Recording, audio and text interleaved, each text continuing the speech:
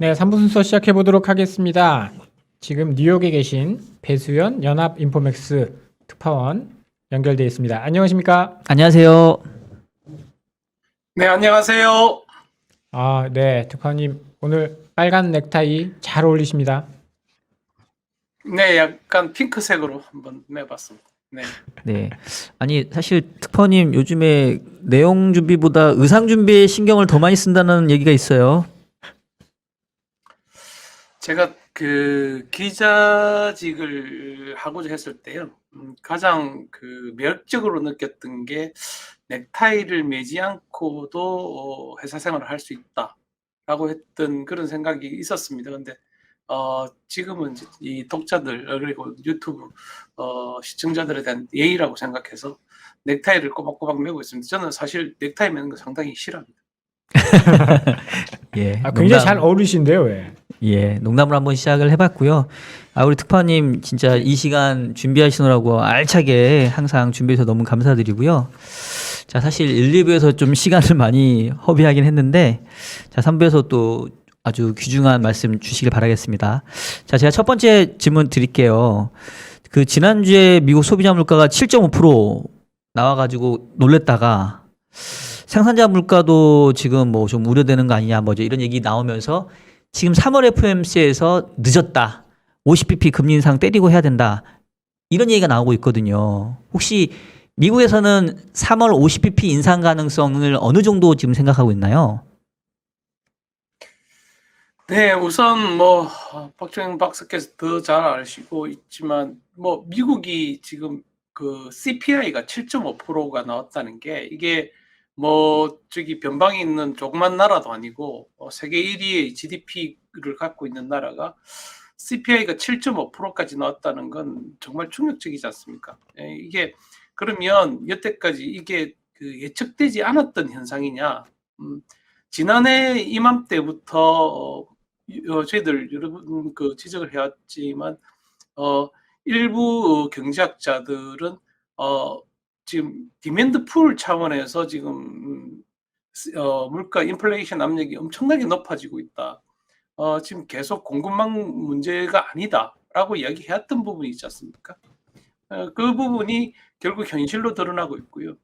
인플레이션 압력에서 지금 가장 우려해야 될 부분은 우리 그 이 코너를 통해서 여러 번 지적을 해왔지만 악의 순환고리가 완성되는 거지 않습니까? 지금 임금 상승률이 최근 상당히 높아졌던 것으로 나오고 있습니다. 지금 임금 인상률이 이제 더 이상 무시 못할 정도로 높아지고 있고 이런 인플레이션을 단순히 공급망 문제로 치부할 수가 없다. 그래서 지금 이제는 더 이상 미룰 수 없다는 게 연준의 컨센서스 같습니다. 아울러서 우리가 좀 지켜봐야 될 게 올해 들어서 그 연방공개시장위원회, 그러니까 우리로 치면 금융통화위원회, 금통위 구성요 멤버들이 바뀝니다. 저희들이 그 한번 분석 기사를 내놓았던 적이 있는데요.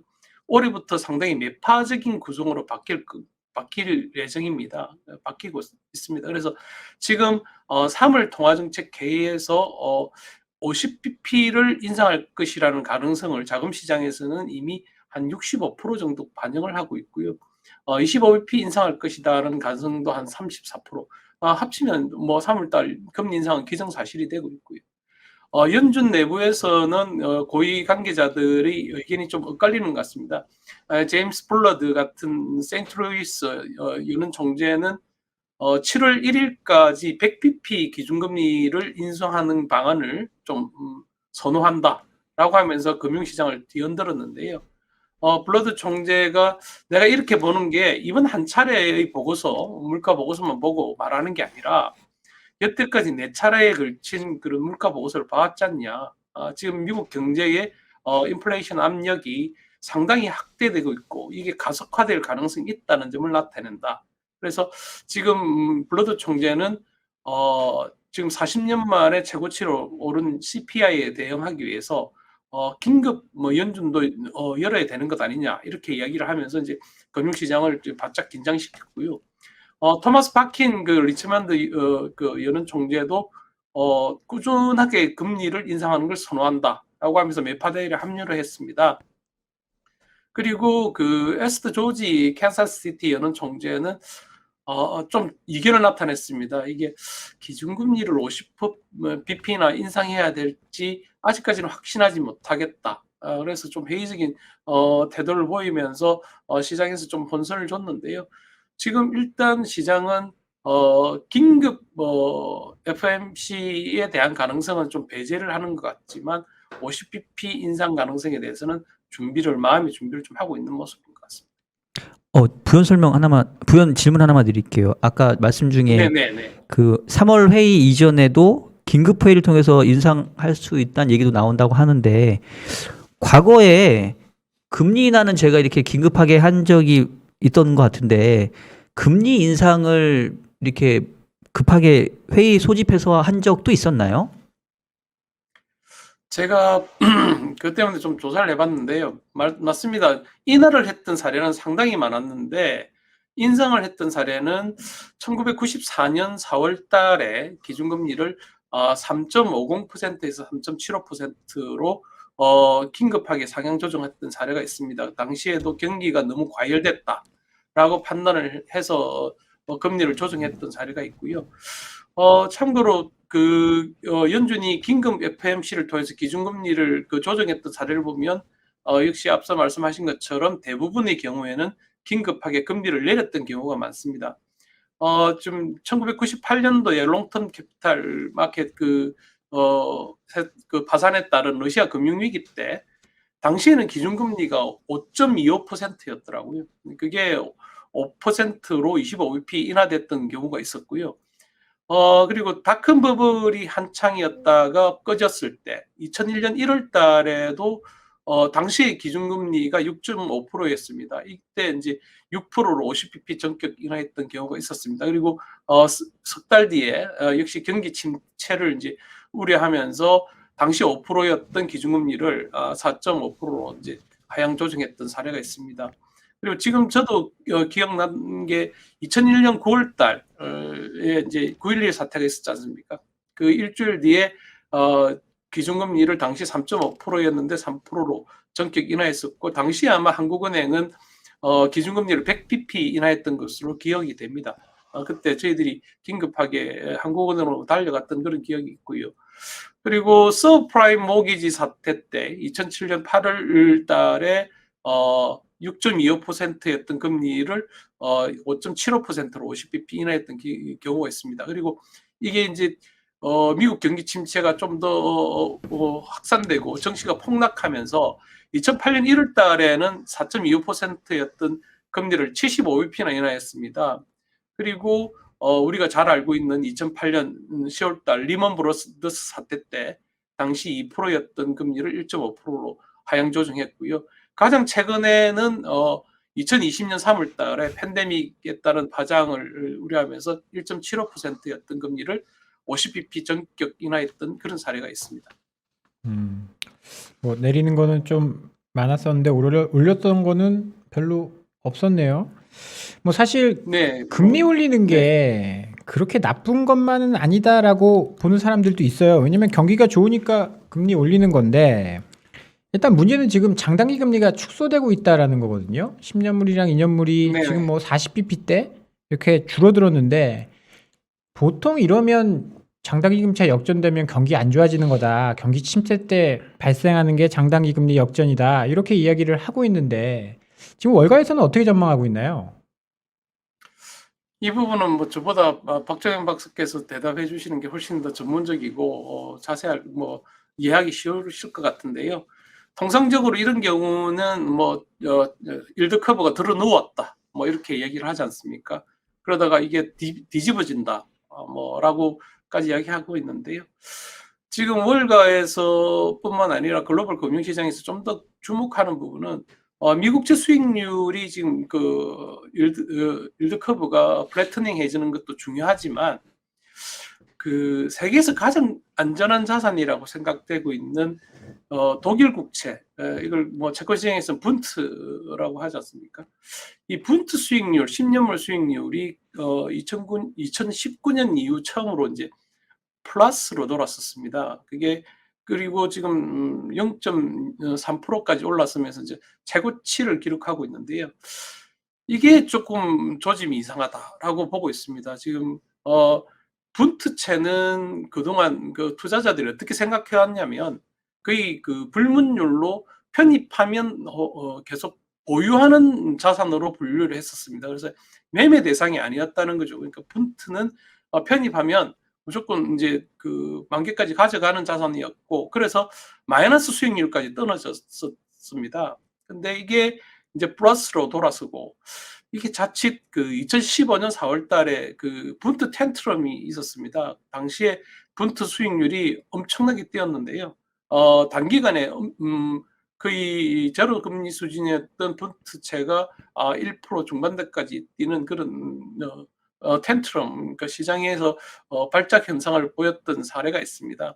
이런 부분 등을 보면서 좀 글로벌 금융시장에서 채권 운영하시는 분들이 좀 긴장을 많이 하는 것 같습니다. 아울러서 지금 미국채도 지금 10년물이 2%를 상향 돌파한 가운데 훨씬 더 가파른 속도로 2년물이 지금 상승세를 보였고, 이게 앞으로도 3월달 FOMC 결과를 봐야 되겠지만 좀 더 연준이 매파적인 행보를 강화하면 이게 역전이 될 수도 있지 않나. 근데 이 역전이 되면 결국은 말씀하셨듯이 경기 둔화를 촉발할 수도 있다라고 지금 보는 것 같습니다. 근데 그동안 연준이 너무 그 시대에 뒤떨어질 만큼 지금의 상황을 좀 안일하게 봤지 않냐. 저는 개인적으로 안일하게 봤던 게 아니라 그 연준 의장의 좀 의도도 좀 있지 않았나라고 보고 있습니다. 이렇게 못 볼 수가 없지 않습니까? 지금 지표가 있었고, 그리고 고용이 좋다는 것도 연준이 이미 알고 있었고, 이런 부분이 있어서 저는 좀 다르게 좀 보고 있는데, 이걸 몰랐을 리가 없는데 지금 와서 지금 뭐 허겁지겁 하는 모습을 보인다는 것도 좀 저는 좀 납득이 안 되는 부분이 있고요. 그래서 우리가 생각하는 것보다는 연준이 좀 더 매파적인 행보를 강할 여지는 충분히 있다, 그렇게 보고 있습니다. 기억에 남는 게 우리 특파님께서 미국 물가 상황이 상당히 심각하다라는 얘기 계속 해주셨거든요. 네. 아니 우리 특파님이 그렇게 말씀하셨는데 왜 이렇게 파월 의장 말을 안 듣는지. 그러게 말입니다. 파월이 예. 당시에는 그 연임이 결정되지 않았고요. 이제는 뭐 파월이 연임이 결정되고 나서 말이 그 발언의 수위가 아주 격동적으로 바뀝니다. 그동안은 일시적이라고 계속 이야기했고 공급망 요인이라고 이야기를 해왔고 했었는데, 연임이 결정된 이후에 파월의 그 어록을 보면 언제 그랬나 싶을 정도로 생각하는 것보다 인플레이션이 장기화될 수 있다라고 다른 연준 위원들과 궤를 같이 하고요. 거의 한 달 만에 그 말을 바꾼 것으로 저는 기억하고 있습니다. 그러니까 사실 그 얘기 또 우리 박재영 팀장님이 또 많이 하셨잖아요. 뭐, 이제 뭐. 일시적이란 말 믿으면 안 된다고. 그거 내가 제일 먼저 했어요. 그러니까 좀 하여튼 뭐 저희 연합뉴스맥스 보시면, 그러니까 사실 요즘은 연준 관계자 믿은 것도 좀 나는 그래요. 왜냐면 그들도 사람들이기 때문에. 자, 이 와중에 지금 좀 있으면은 1월 FOMC 의사록이 나올 텐데, 특파님 제가 기억하기로는 12월 FOMC 당시에는 그렇게 호키시하지 않았는데 올해 초에 12월 FOMC 의사록이 나오면서, 그리고 그 안에 양적 긴축이라는 어떤 단어의 힌트가 들어가면서 사실 저는 연초 그때부터 시장이 망가졌다고 생각하거든요. 그래서 혹시나 이번에도 지난번 FOMC보다 의사록이 혹시나 좀 더 호키시할 수 있지 않을까라는 걱정이 드는데, 혹시 월가에서 주목하는 게 있을까요? 우선 그 FOMC 구성원들의 변화를 좀 더 세밀하게 뜯어볼 필요가 있을 것 같습니다. FOMC에서 나오는 각종 그 발언 수위를 점검하는 것도 필요하지만, 지난해 중반에 이미 그 저희들이 인포맥스 독자들을 상대로 보내는 기사에서는 진단한 바 있습니다. 올해부터는 FOMC의 그 통화 정책을 결정하는 구성원들이 좀 더 매파적으로 변할 것이다. 지금 다음에 한번 자세하게 말씀드리겠지만 여는 총재들이 모두 다 통화정책 결정권을 갖는 건 아닙니다. 연헌 총재들이 일부, 그리고 연준 집행부 파월 의장을 비롯해서 부의장 등 일부가 통화정책 결정권을 가집니다. 이건 뭐 한국은행 금통위원도 마찬가지인데요. 이 부분에 있어서의 구성원 변화가 좀 더 매파적으로 변할 것이다라고 저희들은 이미 좀 분석을 해놨었고요. 이게 일정 부분 1월 FOMC 의사록에도 반영되지 않겠나라고 보고 있습니다. 네, 시간이 지금 10시가 넘어서요. 뭐 준비해 주신 내용이 조금 있는데 좀 마지막 질문 드려야 될 것 같습니다. 지금 투자자들이 좀 주목해야 될 일정들, 뭐 최근에 물가 지표들도 좀 발표되긴 했는데 그런 내용들이 있으면 좀 전달 마지막으로 부탁드리도록 하겠습니다. 네, 뭐 일단 뭐 러시아가 일부 출군을 하면서 지금 안도 랠리가 펼쳐지고 있는 부분이 있는데 미국은 아직도 바짝 옥죄고 있습니다. 지금 철군을 해도 아직까지 이 상황이 해결된 상황은 아니다. 네, 바이든 대통령이 직접 기자회견을 통해서 강조를 하고 있고요. 그래도 금융시장은 이 정도면 뭐 그렇게 우려할 정도는 아닌 것 같다라고 지금 보고 있는 것 같습니다. 다만 이제 천연가스 가격은 다시 좀 상승세를 보이면서 일부 경계감을 드러내고 있고요.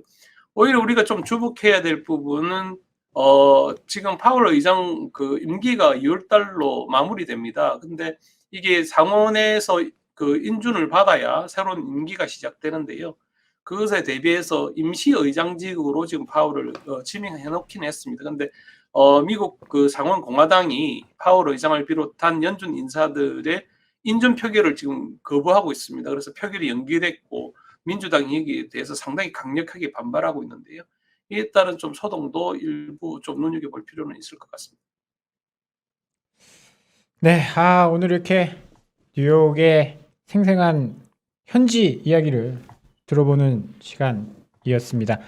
특파원님 오늘 도움 말씀 너무 감사드리고요. 다음 주에 또 뵙도록 하겠습니다. 감사합니다. 감사합니다. 네, 감사합니다.